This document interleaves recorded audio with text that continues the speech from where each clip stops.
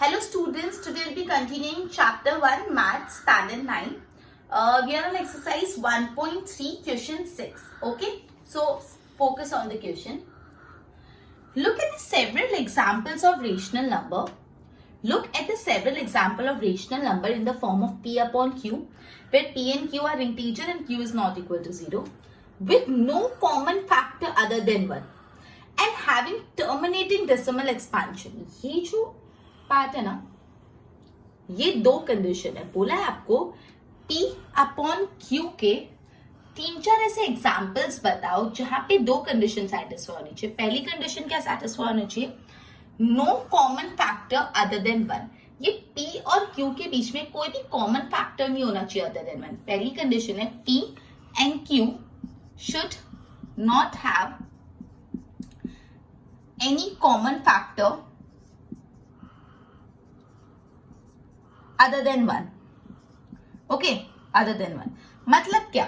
जैसे for example मैं लिख रही हूँ वहां पे 3 अपॉन 2 P अपॉन ये P and P by Q के फॉर्म में. अब 3 अपॉन Q दोनों कोई एक टेबल में आते हैं? नहीं. 3 अपॉन 2, 3 और 2 दोनों कोई भी एक टेबल में आते हैं? नहीं. तो 3 और 2 में कोई भी कॉमन फैक्टर नहीं है अदर देन 1. 1 कॉमन फैक्टर है. 1 की टेबल में 3 भी आता है, 1 की टेबल में 2 भी आता है. 1 3 सा 3, 1 2 सा 2. लेकिन 3 और 2 1 के अलावा कोई भी कॉमन टेबल में नहीं आते. ठीक है, तो इन दोनों के बीच में कोई भी कॉमन फैक्टर नहीं. अब मैं लिख रही हूँ फॉर एग्जाम्पल 4 अपॉन 6. तो क्या ये चलेगा?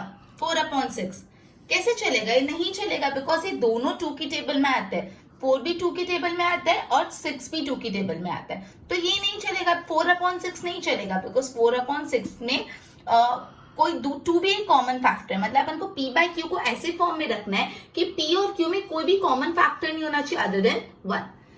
फिर दूसरी कंडीशन है एंड कंडीशन, मतलब ये और ये दोनों फुलफिल होने चाहिए. हैविंग टर्मिनेटिंग डेसिमल एक्सपेंशन, उसका जो डेसिमल एक्सपेंशन है वो कैसा होना चाहिए? टर्मिनेटिंग होना चाहिए.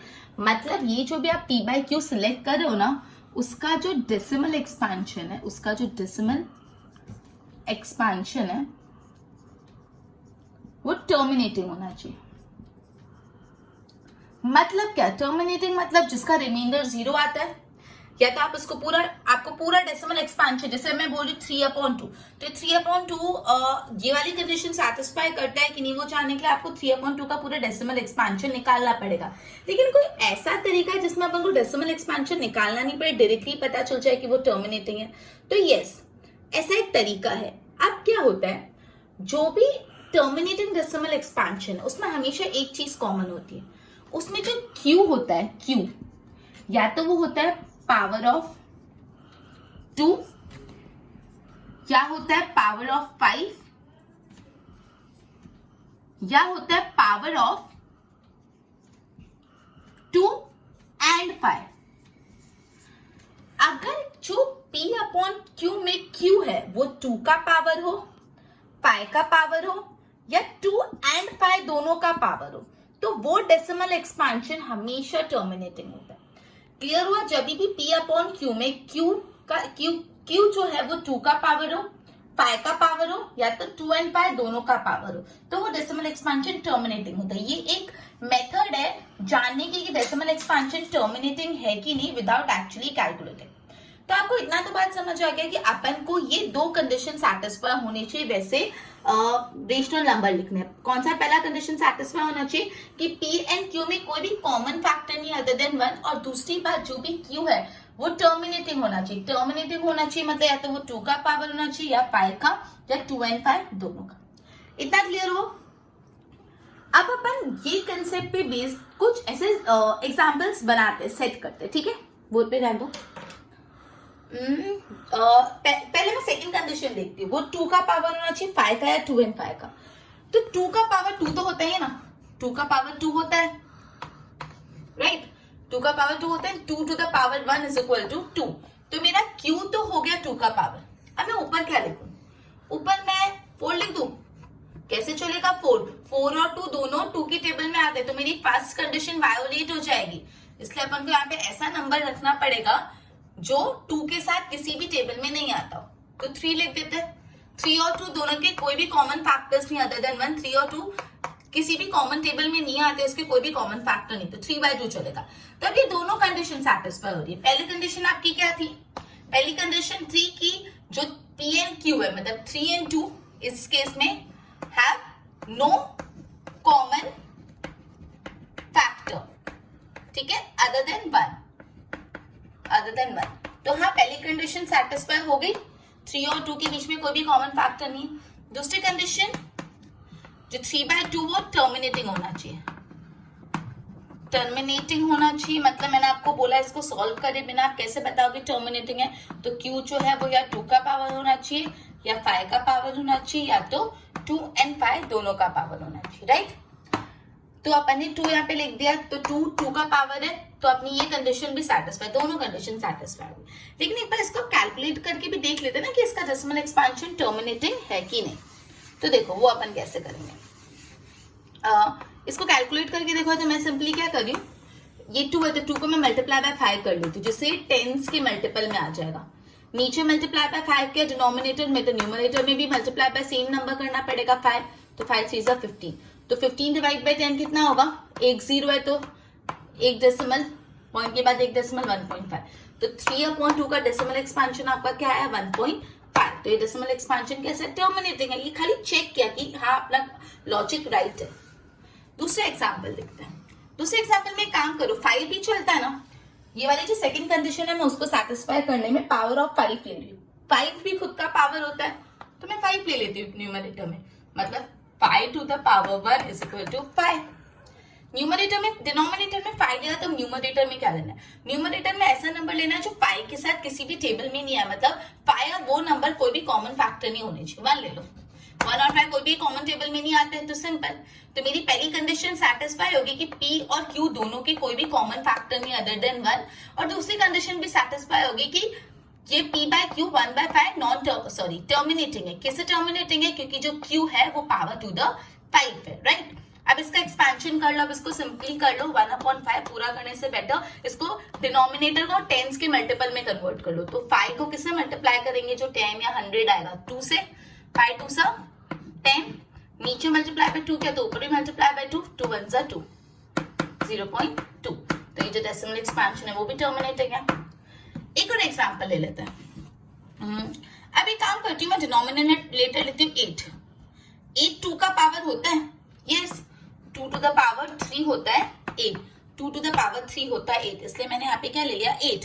तो पहली कंडीशन, दूसरी कंडीशन सेटिस्फाई होगी कि डिनोमिनेटर 2 का पावर है। अब न्यूमरेटर में मैं 7 ले लेती हूँ। 7 और 8 दोनों की कोई भी कॉमन फैक्टर नहीं, दोनों कोई भी कॉमन टेबल में नहीं आते। अब इसका डेसिमल एक्सपेंशन करो 7/8, तो आप इसको मल्टीप्लाई बाय 125 करेंगे, ऊपर भी 125, तो 8 मल्टीप्लाई बाय 125 करोगे तो 1000 आएगा, और 7 मल्टीप्लाई बाय 125 करोगे तो 875 आएगा, तो ये हो गया 0.875। तो अगेन देखो इसका जो डेसिमल एक्सपेंशन है वो भी टर्मिनेटिंग आया।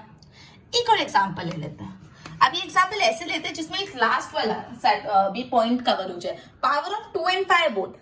ऐसा न्यूमरेटर सिलेक्ट करो जो 2 और 5 दोनों के पावर्स में है, मतलब सपोज मैं 20 लेती हूँ। अब 20 को देखो, 20 को अपन कैसे लिखते हैं, 2 to the power 2 multiply by 5 to the power 1। 2 to the power 2 कितना होता है, 2 2 सा 4, और 5 to the power 1 कितना होता है 5, 4 5 सा कितना होता है 20। आ गया, मतलब 20 2 का भी पावर है और 5 का भी पावर है। इस तरीके से आपको निकालना होता है। ये जो 20 मैंने क्यों सिलेक्ट किया, बिकॉज ये 2 का भी पावर है और 5 का भी पावर है। 2 2 सा 4 एंड 5 1 सा 5। नीचे 20 लिया तो ऊपर में क्या लूं, सपोज मैं 13 ले लेती हूँ। 13 और 20 दोनों को भी कॉमन टेबल में नहीं आते। अब इसका डेसिमल एक्सपेंशन करो, 13/20, तो मैं 20 को मल्टीप्लाई कर लेती हूँ बाय 5, ऊपर में मल्टीप्लाई बाय 5, 13 5 से 65, 25 से 100, तो 0.65। तो ये भी डेसिमल एक्सपेंशन टर्मिनेटिंग। ऐसा अलग अलग और एग्जांपल्स कर सकते हो, ठीक है। तो अभी ये अपना ये तो कंप्लीट हो गया। अब ये देखो अपन को यहाँ पे क्या पूछा है, which property of Q must satisfy? Can you guess which property of Q satisfy? तो यहाँ पे हर जगह Q में क्या कॉमन है, पहले वाले केस में Q 2 का पावर था, दूसरे वाले केस में Q 5 का पावर था, तीसरे वाले केस में q 2 का पावर है और चौथे वाले केस में q 2 एंड 5 दोनों का पावर था। तो q कौन सी कंडीशन यहाँ पे सेटिस्फाई कर रहा है? इट इज पावर ऑफ 2 और 5 और 2 एंड 5 बोथ। तो ये कंडीशन, ये जो इंपॉर्टेंट प्रॉपर्टी जो आपको 10th में भी आगे आएगी, वो कंडीशन सेटिस्फाई कर रहा है। ओके, आई होप इतना क्लियर हुआ। एक इंपॉर्टेंट सम है, इसके नोट्स बनाओ फिर अपन नेक्स्ट सम करते हैं।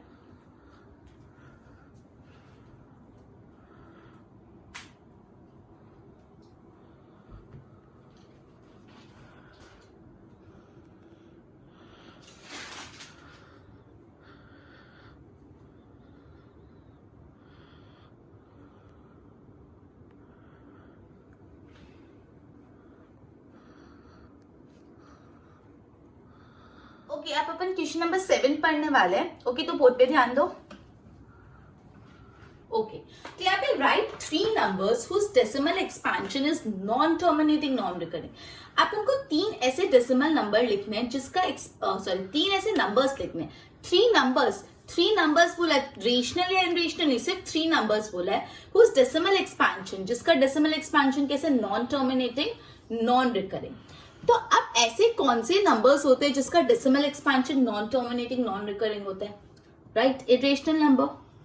तो यहाँ पे क्वेश्चन में डायरेक्टली नहीं बोला कि आपको 3 इरेशनल नंबर लिखने हैं, लेकिन आपको क्वेश्चन में इनडायरेक्टली बोला है कि आपको 3 इरेशनल नंबर लिखने हैं, क्योंकि यहाँ पे बोला ऐसे 3 नंबर लिखो जिसका decimal expansion non terminating and non recurring. Non terminating non recurring decimal expansion होता है इरेशनल नंबर का। नॉन टर्मिनेटिंग रिकरिंग होता था, वो कौन सा नंबर होता है? Rational number. लेकिन नॉन टर्मिनेटिंग नॉन रिकरिंग मतलब इरेशनल नंबर। तो कोई भी 3 इरेशनल नंबर लिख दो, रूट वाले नंबर लिख दो, √2 इरेशनल, √3 इरेशनल, √5 इरेशनल। ये 3 इरेशनल नंबर आपने लिख दिए। अब इसका अगर आपको √2 की वैल्यू निकालनी है तो देखो कैसे निकालते √2 की वैल्यू। √2 की वैल्यू निकालनी, राइट? तो देखो 2, आप पीछे और कुछ इन दो पॉइंट लगा दो और 0 0 लगा दो। अब ध्यान रखना, ये 0 से हमेशा सेट में लगाना, 2 0 एक साथ। ये 2 0 एक साथ लगाए, फिर ये 2 0 एक साथ, फिर ये 2 0 एक साथ, फिर 2 0 एक साथ। आपको जितने पॉइंट के बाद डेसिमल्स, जितने डेसिमल्स पीछे चाहिए ना, उतने 0 का सेट लगा। यहाँ पे मैंने कितने 0 का सेट लगा? ये 1 सेट, ये 2 सेट, ये 3 सेट, ये 4 सेट। तो पॉइंट कितने डेसिमल्स आएंगे? 4 डेसिमल्स आएंगे, और ये अकेला। ठीक है, अब नेक्स्ट स्टेप में अपन क्या करेंगे? देखो ये 2 है, अपन को देखना 2 किसका स्क्वायर होता है? तो देखो 1 का स्क्वायर कितना होता है? 1 का स्क्वायर कितना होता है? 1। 2 का स्क्वायर कितना होता है? 4। ये 1, लेकिन अपन को तो 2 चाहिए, तो ये 4 वाले में तो जा ही नहीं सकते, तो अपन को तो क्या लेना पड़ेगा? 1 का स्क्वायर 1। तो यहाँ पे लेंगे 1 1 ज़ा 1, राइट? अब माइनस करो, 2 में से 1 के कितना बचा? 1 बचा। नेक्स्ट स्टेप में ये बहुत इंपॉर्टेंट है, ध्यान रखना, जो आपने ऊपर लिखा है 1, उसको यहाँ पे प्लस करना होता है, ये भूल मत जाना। 1 + 1 2, ये 2 0 साथ में नीचे उतारोगे, सेट को साथ में, पेड़ को साथ में नीचे उतारेंगे। अब यहाँ पे 2 है, यहाँ पे 100। तो अब 2 के साथ आप क्या करो? 2 के साथ यहाँ पे कोई भी नंबर लिखो, सपोज 1 लिखती हूँ।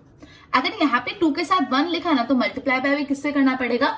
1 से। तो 21 1 ज़ा 21, लेकिन अपन को तो 100 तक जाना है, तो अपन और भी करके देखते हैं। 22 के साथ 2 लिख देती, अगर 2 के साथ 2 लिखा तो नीचे मल्टीप्लाई बाय भी किससे करना पड़ेगा? 2 से। 2 2 ज़ा 4, 2 2 ज़ा 4, तो ये 44, और भी आगे अपन जा सकते हैं। तो एक काम करते हैं, 2 के साथ 4 लगा के देखते हैं। 4 लगाया, मल्टीप्लाई बाय 4, 4 4 ज़ा 16, 4 2 ज़ा 8 9, तो क्या आया? 96। तो हाँ, 96 100 के नजदीक है, तो अपन क्या करेंगे? यहाँ पे 2 4 सा, और यहाँ पे भी 4 और 96 माइनस कर दो। 100 में से 96 का कितना बचता है? 4 बचता है। अब ये स्टेप मत भूलना, जो आपने ऊपर लिखा है ना 4, जो भी कोएफिशिएंट है उसको डायरेक्टली यहाँ पे ऐड कर लेना होता है नेक्स्ट स्टेप में। तो 24 + 24 + 4 28, राइट? नेक्स्ट एक डेसिमल आ गया, बिकॉज एक सेट ऑफ 0 नीचे लिया। दूसरे सेट ऑफ 0 भी नीचे लिखो, डबल 0 आ गया। अब ये है 2 8 यहाँ पे कोई भी एक नंबर लिखो, अगर मैं 281 लिख रही हूँ 281 और तो नीचे भी मल्टीप्लाई बाय 1, 281 मल्टीप्लाई बाय 281 अपना आया 281, ठीक है। दूसरा भी बार 2 भी करके देख लेते हैं। 2 8 के साथ 2 लगा दो, मल्टीप्लाई बाय 2, 2 2 4, 8 2 16, 2 2 4 5 64, बहुत ज्यादा चले गया तो अपन को 1 ही लेना पड़ेगा। तो 281 यहाँ पे 1, यहाँ पे भी 1, 281 सा, राइट। अब 400 माइनस 281 करोगे तो आएगा 119, ये खाली सिंपल सब्ट्रैक्शन करना। अब ये जो भी ऊपर 1 लिखा है उसको यहाँ पे अगेन प्लस कर दो, तो ये हो जाएगा 282। फिर क्या करोगे, ये 2 0 वापस नीचे लेके, अब अपना है 282, आगे 2 लिख के देखते हैं। अगर यहाँ पे 2 ऐड किया तो मल्टीप्लाई बाय भी किससे करना पड़ेगा, 2 से। 2 2 4, 2 2 4, 8 2 16, 2 2 4 5, इधर से 5 6 4 9 आने तो बहुत कम है, काम करता है। अपन 4 रख के देखते हैं, 2 8 2, यहाँ पे 4 नंबर ऐड करते हैं और नीचे मल्टीप्लाई बाय भी 4, 4 4 16, 4 2 8 9, 8 4 32, 4 2 8 9 10 11। तो देखो 11,296, तो हाँ इसके नजदीक आ गए 11,296। तो यहाँ पे क्या करेंगे, सिंपली 2824 4 11,296। ओके, इसको मल्टीप्लाई, इसको इससे सब्ट्रैक्ट करोगे तो 604 आएगा। सब्ट्रैक्ट करना है सिंपल, मैं करके नहीं बता रही, वो तुम कर लेना, सब्ट्रैक्ट करना है। ओके, अब क्या करना है, ये याद रखना, ऊपर 4 लिखा तो नीचे भी 4 ऐड होगा, राइट। 2828, अब वापस ये 2 नंबर 0, अब वापस सेम प्रोसेस कंटिन्यू। तो ये अपन ने अभी तक देखो 1.414, फिर आगे बढ़ता ही जाएगा, वो नॉन टर्मिनेटिंग नॉन रिपीटिंग होगा। तो इस तरह आपको जितने भी डेसिमल्स तक चाहिए, अब आगे आगे 0 0 0 0 के सेट्स ऐड करते जाओगे। क्लियर? एक बार √2 कैसे निकालते हो क्लियर हो, एक बार इसकी नोट्स बनाओ।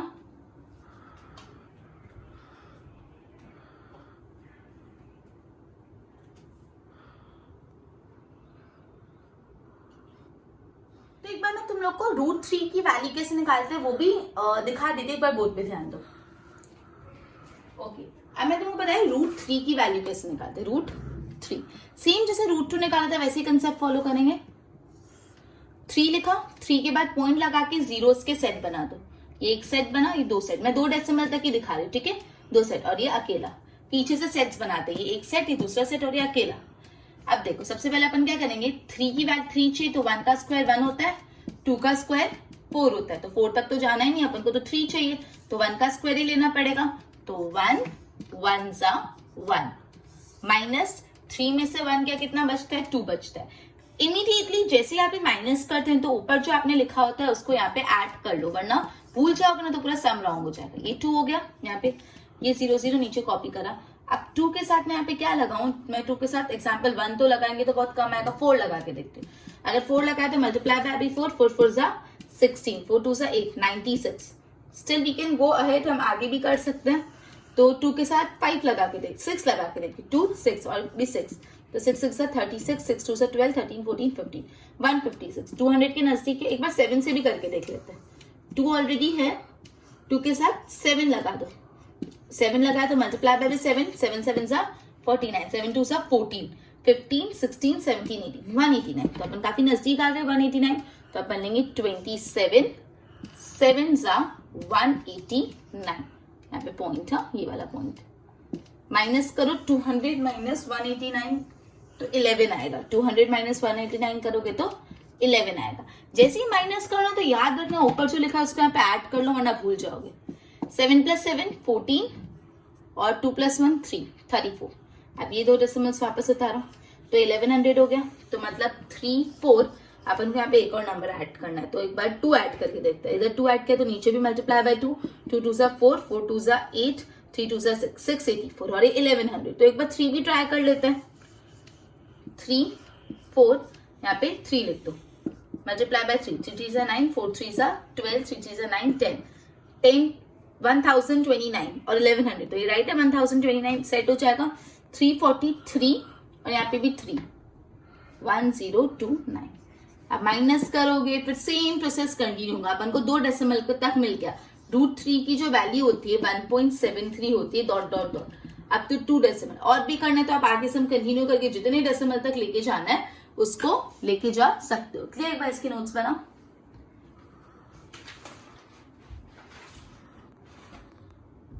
ओके, अब हम क्वेश्चन 8 सॉल्व कर रहे हैं. ध्यान दो बोर्ड पे. क्वेश्चन है find 3 different irrational numbers between the rational number 5/7 and 9/7. ये दो रेशनल नंबर है 5/7 और 9/7. इन दोनों के बीच में इन दोनों के बीच के सिर्फ और सिर्फ 3 इरेशनल नंबर फाइंड करने हैं. ठीक है, ये दोनों रेशनल नंबर है लेकिन इन दोनों के बीच के इरेशनल नंबर अपन को फाइंड करने हैं 3. तो सबसे फर्स्ट स्टेप जो अपन करेंगे वो है डेसिमल एक्सपेंशन.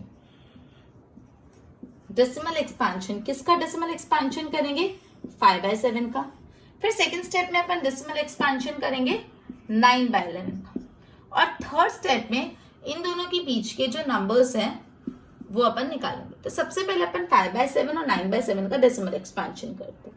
ये देखो, अब मैंने ऑलरेडी सॉल्व करके रखा है डेसिमल एक्सपेंशन. सिंपल, जैसे अपन ने अर्लियर सम्स में किया था डेसिमल एक्सपेंशन किया अपन.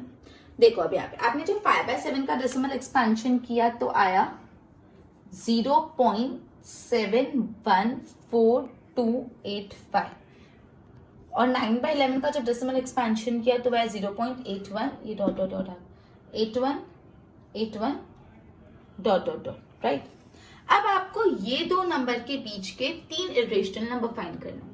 अब बहुत सारे नंबर्स है 0.714285 dot dot dot 0.8181 dot dot dot. इन दोनों के बीच में बहुत सारे इरेशनल नंबर है, इनफिनाइट इरेशनल नंबर, लेकिन अपन को कोई भी 3 चाहिए. तो अपन एक सिंपल मेथड फॉलो करो जो एकदम इजी. देखो ये क्या 0.71, तो इसके बाद नेक्स्ट नंबर लिख लो 0.72. ये आपका पहला इरेशनल है. फिर आगे dot dot dot. Second irrational number के लिए क्या करो 0.72 के साथ एक और 2 आगे ऐड करो डॉट डॉट डॉट. थर्ड में 0.7222 dot dot dot. Simple.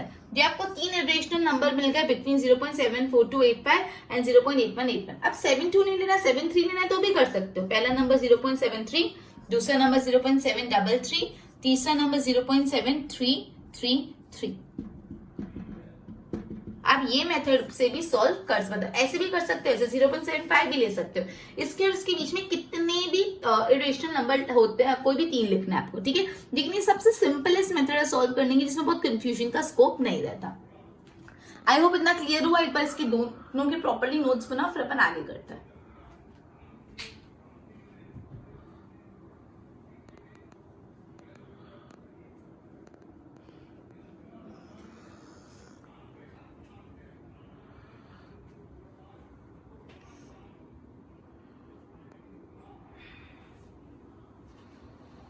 Okay, अपन नेक्स्ट फर्दर टॉपिक पढ़े. वो अपनी एक्सरसाइज कंप्लीट हो गया. अपन फर्दर अभी डिस्कशन करें. ठीक है, एक बार बोर्ड पे ध्यान दो. देखो आपको ये सॉल्व करना है. Add 2 to the 2√2 plus 5√3 plus √2 minus 3√3. तो इसको मैं सिंपली पहले ना 2√2 प्लस 5√3 प्लस √2 माइनस 3√3 सिंपल लिख दिया. अब देखो जो √2, ये एक √2 और एक √2, इन दोनों को साथ में रख दो. मतलब 2√2 प्लस √2 और ये √3 और √3 को साथ में रख दो. मतलब प्लस 5√3 माइनस 3√3. अब क्या करना है, ये 2 है रूट के आगे और यहाँ पे कुछ नहीं तो 1 मान लो. तो 2 प्लस 1 कर दो और ये √2 के बदले एक कॉमन √2. फिर प्लस ये 5 है और ये 3, तो 5 माइनस 3 कर देंगे. ये 5 और ये 3 और √3 के बदले कॉमन एक √3. नेक्स्ट है 2 प्लस 1 3 और ये √2 3√2 प्लस 5 माइनस 3 2√3.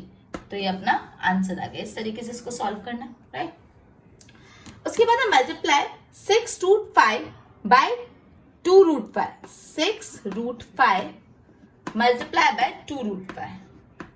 देखो तो यहाँ पे ये वाला रूट के पहले वाला 6 और ये 2, तो 6 मल्टीप्लाई बाय 2 कर देंगे और ये root multiply by √5 multiply by √5. मतलब रूट को एक साथ लिख दिया, बाकी एक साथ. तो 6 2 12 और रूट 5 मल्टीप्लाई बाय रूट 5 कितना होता है 5, 12 5 60, ये आपको पता है ना, रूट 5 मल्टीप्लाई बाय रूट 5। तो ये कैसे करेंगे, रूट 5 दो बार हो गया तो इसको मैंने लिख दिया रूट 5 होल स्क्वायर। अब ये जो स्क्वायर है और ये जो रूट है वो कट हो जाएगा, तो आंसर क्या बचेगा, सिर्फ और सिर्फ 5। ठीक है, ध्यान रखना, root 5 multiply by root 5, root 5 और रूट 5 मल्टीप्लाई करेंगे तो आंसर 5 आएगा। कैसे हो मैंने आपको बताया। अब डिवाइड 8 रूट 15 अपॉन 2 रूट 3। तो 8 रूट 15 के बदले मैं ना रूट 15 को स्प्लिट कर लेती हूँ, ऐसे स्प्लिट करूंगी कि एक टर्म 3 आना चाहिए। तो 15 को ऐसे स्प्लिट करो कि एक टर्म 3 आना चाहिए। तो 3 की टेबल में 15 का आता है फायदा, तो मैं 15 के बदले लिख सकती हूँ रूट 3 मल्टीप्लाई बाय रूट 5। ठीक है, देखो 3 5 से 15 और ये भी 15, बात तो वही हो गई। मैंने रूट 15 को स्प्लिट किया, ऐसे स्प्लिट किया कि एक टर्म तो रूट 3 आना चाहिए, डिवाइड बाय 2 रूट 3। तो ये रूट 3 और ये रूट 3 कट हुआ, 2 1 सा 2, 4 सा, तो आ गया 4 रूट 5। ओके, सिंपल, ये 3 सम सॉल्व किया। अब अपन एक कंक्लूजन डिराइव करें, 3 कंक्लूजन। पहला कंक्लूजन ये है, जब भी आप एक रेशनल नंबर और एक इरेशनल नंबर को ऐड करते हो तो आंसर हमेशा इरेशनल होता है। जब भी आप एक, ये 1 मार्क के लिए इंपॉर्टेंट है, जब भी आप एक रेशनल नंबर और एक इरेशनल नंबर को ऐड करें तो आंसर हमेशा क्या होता है, इरेशनल होता है। जब आप एक नॉन जीरो रेशनल नंबर, कैसा number, non zero rational number और इरेशनल नंबर को मल्टीप्लाई या डिवाइड करो तो भी जो आंसर आएगा वो हमेशा इरेशनल होगा। 2 पढ़े अभी तक। पहला, जब आप एक रेशनल नंबर और एक इरेशनल नंबर को ऐड या सब्ट्रैक्ट कर रहे हो तो आंसर हमेशा इरेशनल आएगा। फिर आप एक नॉन जीरो रेशनल नंबर और इरेशनल नंबर को मल्टीप्लाई कर रहे हो तो डिवाइड कर रहे हो तो भी आंसर हमेशा क्या आएगा, इरेशनल। फिर आप 2 इरेशनल नंबर को अगर ऐड कर रहे हो, मल्टीप्लाई कर रहे हो, सब्ट्रैक्ट कर रहे हो, डिवाइड कर रहे हो, कुछ भी कर रहे हो 2 इरेशनल नंबर के साथ, तो answer may be rational, may be irrational. Answer या रेशनल भी हो सकता है या इरेशनल भी। क्लियर, मतलब अपने कौन से 3 कंक्लूजन पढ़े। पहला कंक्लूजन ये, जब आप एक रेशनल नंबर और दूसरे इरेशनल नंबर, रेशनल और इरेशनल नंबर को प्लस या माइनस करो आंसर हमेशा इरेशनल आएगा। जब आप एक नॉन जीरो रेशनल नंबर और इरेशनल नंबर को मल्टीप्लाई कर रहे हो और डिवाइड कर रहे हो तो भी आंसर हमेशा कैसा आएगा, इरेशनल आएगा। जब आप 2 इरेशनल नंबर को प्लस कर रहे हो, मल्टीप्लाई कर रहे हो, डिवाइड कर रहे हो, एड लेस कर रहे हो तो आंसर हमेशा, आंसर मे बी रेशनल और मे बी इरेशनल। क्लियर, एक बार बोर्ड पे ध्यान दो। द सम और difference of a rational number and a irrational number is rational. एक रेशनल नंबर और एक इरेशनल नंबर को आप सम करो या डिफरेंस निकालो, वो हमेशा इरेशनल होगा। द प्रोडक्ट और quotient of a non zero rational number with a irrational number, मतलब एक नॉन जीरो रेशनल नंबर और एक इरेशनल नंबर का प्रोडक्ट या कोशेंट, मतलब मल्टीप्लाई करोगे या डिवाइड करोगे तो भी आंसर हमेशा कैसा आएगा, इरेशनल। फिर बोले ऐड, सब्ट्रैक्ट, मल्टीप्लाई या डिवाइड, चारों में से कोई भी ऑपरेशन करो 2 इरेशनल नंबर के साथ, the result may be rational और इरेशनल। तो रिजल्ट रेशनल हो सकता है या इरेशनल। आई होप इतना क्लियर हुआ। एक बार बोर्ड पे देखिए, इसकी नोट्स बना लो। आज का अपना लेक्चर यहीं खत्म हुआ।